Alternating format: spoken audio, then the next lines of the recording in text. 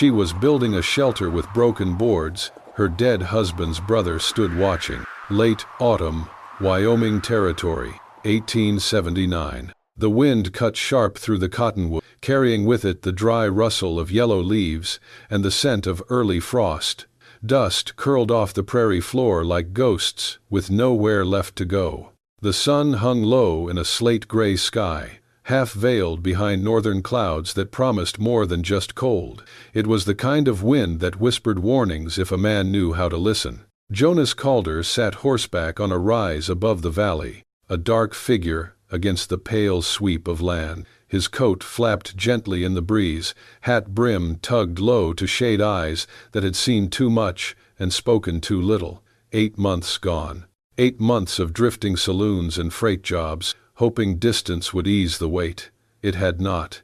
And now, here he was again, staring down at the woman he had avoided since the day his brother died. Below him, near a bent sycamore tree by the dry creek bed, Mara Ellison worked with raw determination. She was a slight thing in a faded brown dress, sleeves rolled to the elbows, hair pinned haphazardly against the wind's tug. Her hands, wrapped in torn linen, shook as she drove another bent nail through a warped board. Jonas watched as she stepped back, assessed the angle, then hammered again. The board split down the grain with a loud crack. She flinched but did not cry out. Instead, she dropped the ruined piece, turned, and lifted another from a pitiful pile at her feet. The boards were scavenged, likely from the collapsed stable behind the old house. They were split, weather-stained, some with nails already rusted halfway out. It was barely lumber, more like the bones of a life already lost. Jonas shifted in his saddle. The creak of leather was the only sound he allowed. From this distance, she could not see him, and he did not yet have the courage to be seen. He had not written, had not come to the funeral, could not stand the sight of her standing alone beside a coffin meant for someone who should have lived longer, someone better. Jonas's jaw tightened. Mara was building a shelter, if it could be called that, no more than a lean-to against the wind. It would not last the night, not with those boards, not with that sky. He looked north. Clouds loomed heavy, the kind that turned ground hard and breath white. An early storm, maybe 2 days out, maybe less. Mara steadied a corner post with her shoulder and tried to drive a nail one-handed. The hammer missed, slipped, caught her thumb. She sucked in air through her teeth, shook her hand out, then raised the hammer again. Jonas closed his eyes. That kind of grit got people killed out here. She moved like someone who had nothing left to wait for. And maybe she did not. Then came the wind. A sudden gust, fierce and low, screamed across the valley like a warning. Jonas saw the lean-to shudder, the top beam rattle loose from its single rusted nail. Mara cried out softly, not in fear, but in effort. She threw her shoulder into the beam, holding it upright as the wind pressed harder. Jonas's horse stirred beneath him, sensing the change in air. He tightened the reins, eyes locked on the woman below. Her whole frame shook as she held the weight. Her boots slipped in the dirt, dress whipping around her legs, and still, she did not let go. Jonas's breath caught in his throat. His boot twitched in the stirrup, hands loosening, preparing to ride down, to do something, anything, but he stopped himself. She was Abel's wife, and he was the brother who lived. The wind eased. The post held, for now. Jonas exhaled slowly, his fingers curled tighter around the reins, knuckles white. She would not survive like this, and yet, he could not move, not yet. He stayed, watching, as Mara reached again for another broken board. The ridge wind had grown colder, biting deeper through the seams of Jonas's coat. He sat frozen in the saddle, staring down at Mara as she lifted another board, now visibly limping. A strange mix of grit and fragility clung to her, like glass forced to bear weight it was never meant to hold. He pulled the reins gently, turning the horse away from the ridge. She hates me. The thought struck like a stone in the gut. It was not just grief she carried that day Abel was buried. It was betrayal. Jonas had vanished, leaving her alone to bury the man who meant everything to them both. Maybe he had done it because he did not know how to face her, or worse, because he did not know how to face what her eyes might reveal.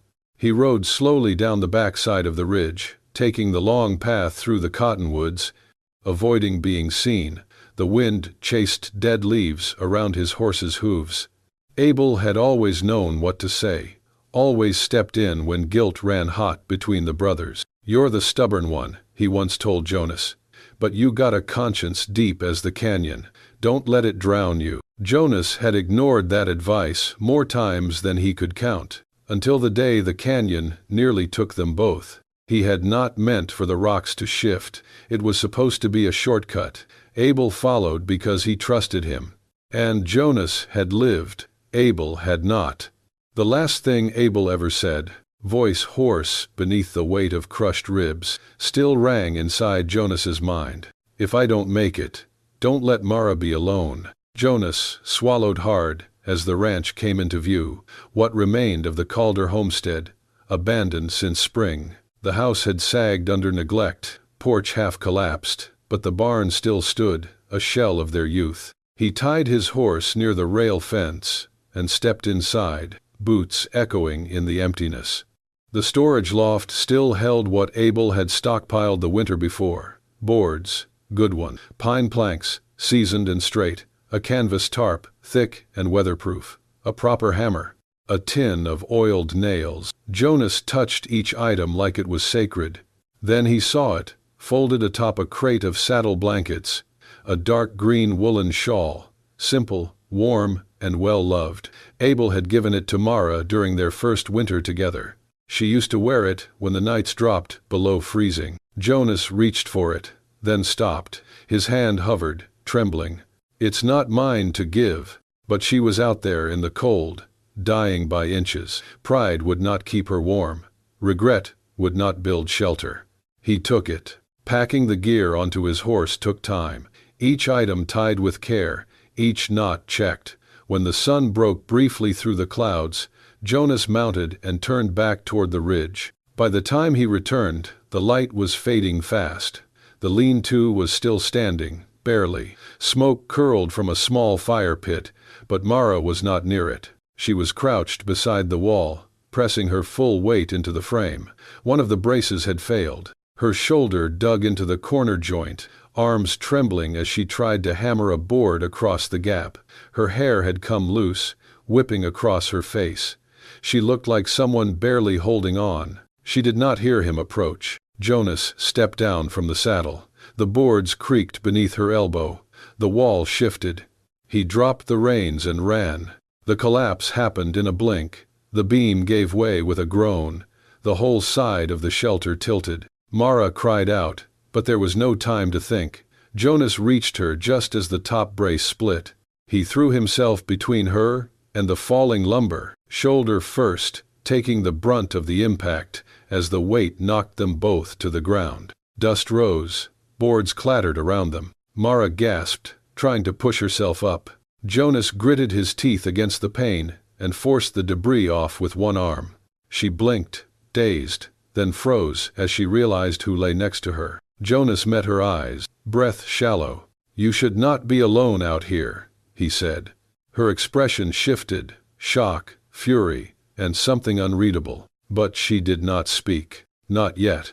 The silence that followed the collapse was thick and strange, broken only by the wind, tugging at loose boards, and the quiet rasp of breath between two people who had not spoken in nearly a year. Mara sat up slowly, strands of hair stuck to her cheeks, dust clinging to her lashes. When she turned and saw Jonas kneeling beside her, the blood drained from her face. Her eyes locked onto his like a blow, fury, confusion, disbelief, and a shadow of pain so sharp it made Jonas flinch. "You?" she whispered, voice rough. "What are you doing here?" He stood, brushing dirt from his coat, then took a deliberate step back, giving her space. She pulled her shawl tighter across her shoulders, almost as if to shield herself from more than just the wind. "You have not been here for 10 months, she said, rising to her feet. "Not the funeral, not once after." Jonas looked down at the broken boards scattered around them. "I know. You just disappeared, Mara went on, breath catching. And now what? You ride in like some ghost? You think I need rescuing now? No, he said. His voice was quiet but steady. I think you need shelter, before that storm hits. She opened her mouth, but no words came out. Her hands were trembling. Jonas noticed the bandages, torn cloth, soaked through in places. One hand was swollen, purple around the knuckles. The hammer she'd been using lay half buried in the dirt. Her cheeks were hollow, her eyes sunken from more than just exhaustion. Jonas turned, walked to his horse, and untied the canvas bundle. He carried it over, placed it near the edge of the broken structure, and opened it without a word. Good lumber, real nails, a straight-handled hammer, a folded tarp, and finally, the dark green shawl, which he did not unpack. These boards, he said. They would not hold through the night. Mara did not answer. She only looked at the boards she had gathered, splintered, cracked, warped from old rain and wind. Her silence was not surrender. It was rage held in check by fatigue. I will help you put something together, Jonas said, not meeting her eyes. Then I will leave. No talk, no questions, just shelter. Mara's breath came harsh, uneven. She looked at him, long and hard, as if trying to decide whether she hated him more than she needed the help. Finally, her shoulders sagged. She gave a slow, stiff nod. Fine, she said. But I do not want your pity. You will not get it, he replied, and meant it. They moved without conversation. Jonas began pulling away the boards that had collapsed, setting aside the few that might still be useful. Mara stood off to the side at first, arms crossed tight, but eventually she knelt to retrieve her hammer. When her fingers failed to grip it properly, she winced, hiding it quickly. Jonas saw. Without a word, he reached into his saddlebag and pulled out his tin coffee cup. From the bedroll tied at the back of his saddle, he took a small flask of water. He had warmed it before leaving the homestead. He poured it carefully into the cup, watching steam curl into the cold air. He did not hand it to her. He did not speak. He set the cup gently on the flat stone near her blanket, just within reach. Then he turned away and began measuring the foundation anew. Mara looked at the cup, then at his back. Her eyes lingered on the way he worked, silent, steady, not expecting anything in return. She said nothing, but she picked up the cup.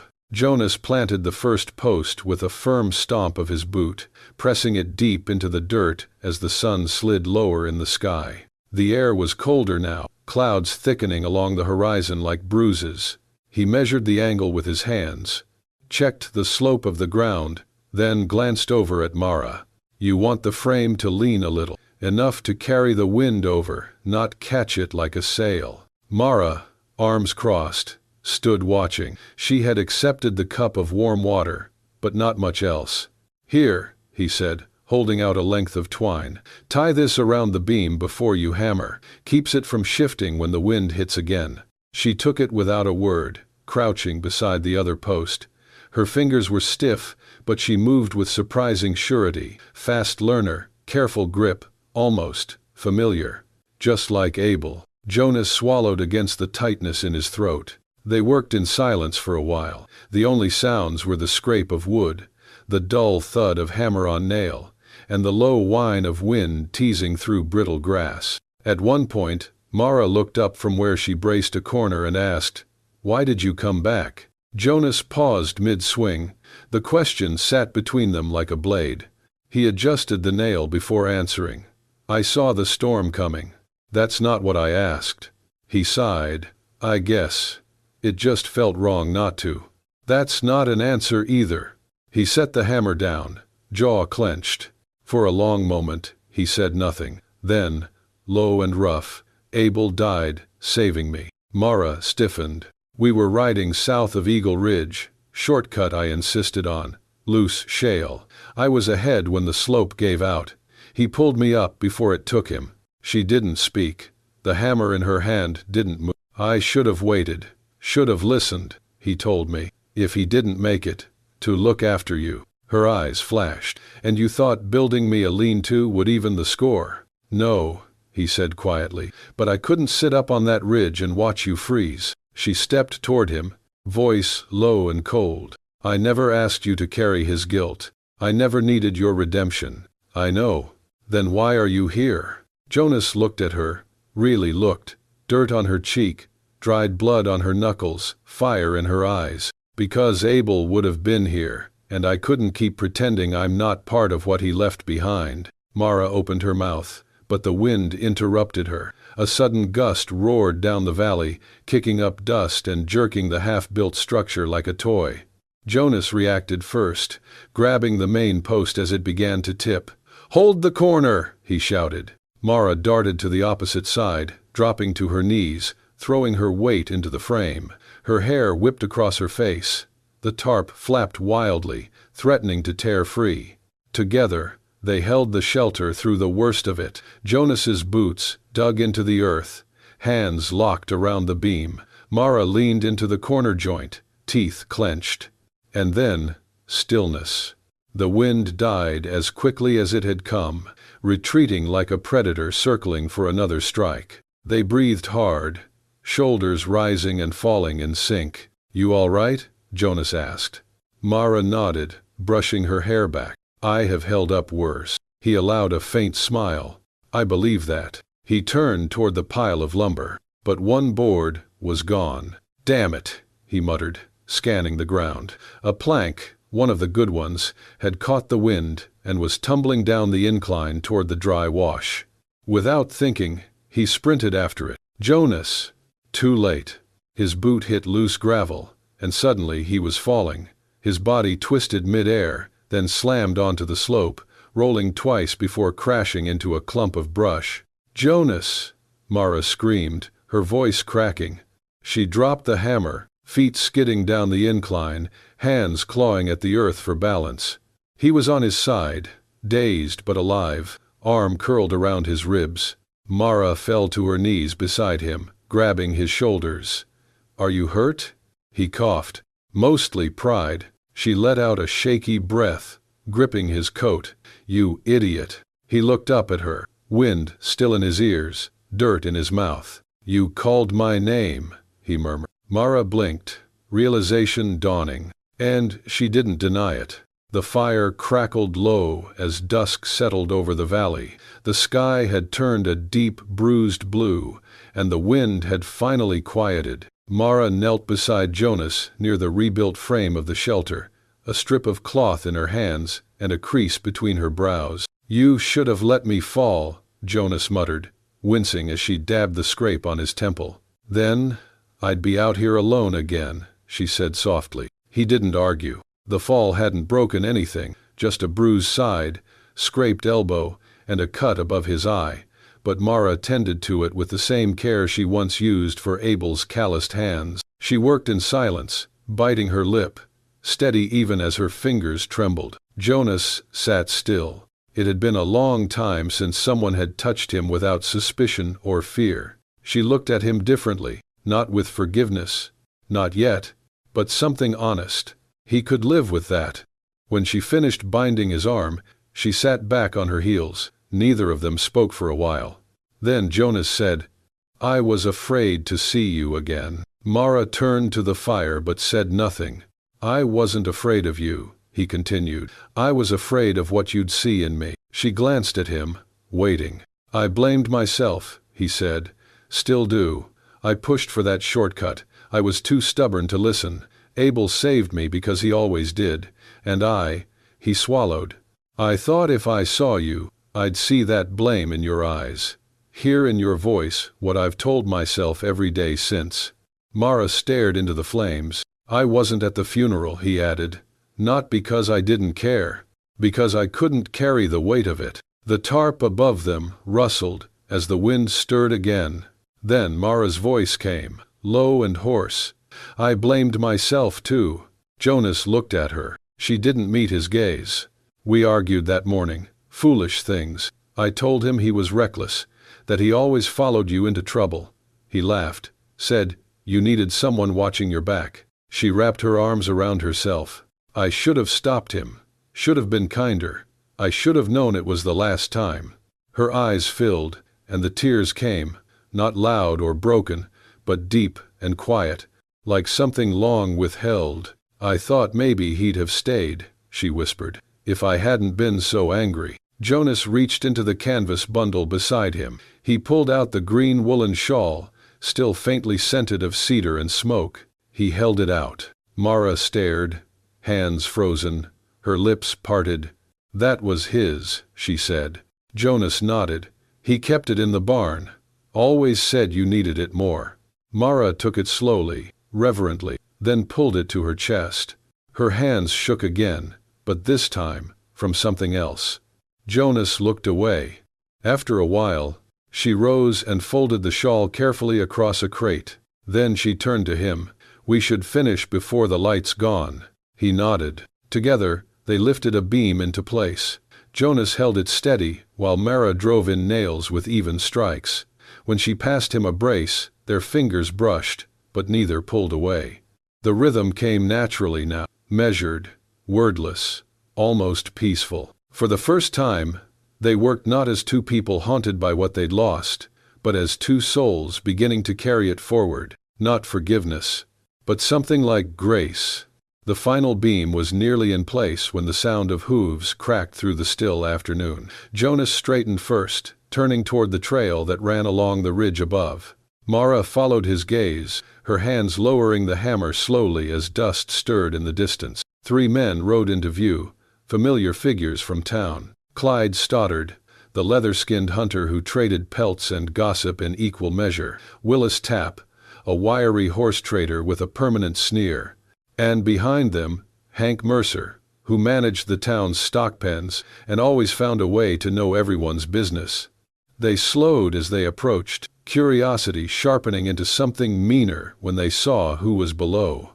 "Well, I'll be damned," Clyde said, leaning forward in his saddle. "A Calder and a Calder's widow, building a nest out here in the dirt." Jonas's jaw tightened. He kept his hands at his sides. Willis chuckled.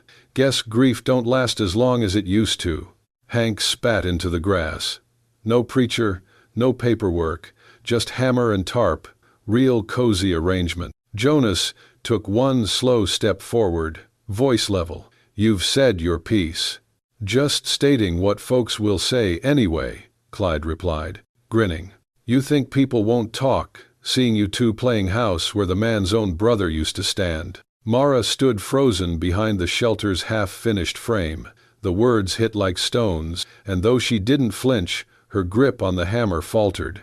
Jonas stepped again, placing himself slightly in front of her, but did not raise his voice. "Ride on." Willis leaned on the pommel of his saddle, smile ugly. "She always did turn heads, even before Abel passed. Guess you waited long enough to make it look decent." That was enough. Jonas moved forward fast, hands clenched. But Mara's voice rang out, sharp, not pleading. "Jonas." He stopped instantly. She was staring at the men, with her chin lifted, back straight, face pale, but unwavering. "Let them talk," she said. "They always have." The 3 men exchanged looks, smirks fading just slightly when they realized she would not crack. "Suit yourselves," Clyde said, wheeling his horse. "But don't come whining when the town turns its back." They rode off, laughter echoing behind them. The moment stretched long after the sound of hooves disappeared. Mara slowly lowered herself onto a crate, staring into the middle distance, her fingers clenched tightly in her lap. Jonas stood near the post, breathing steady but shallow. "I am sorry." She did not look at him. "That is what they think, that I lured you here, that I am something shameful. They do not matter. They matter when I walk into town, and mothers pull their daughters close." Jonas said nothing. She turned to him then, her voice raw. "They will never let me live in peace, not if I lean on you." He nodded slowly. "Then I should go." Mara's eyes widened. "What?" "I did not come here to make things harder for you," Jonas said. "If my being here costs you your name, I will leave." He began gathering his things, the tarp, the hammer, the pack rope.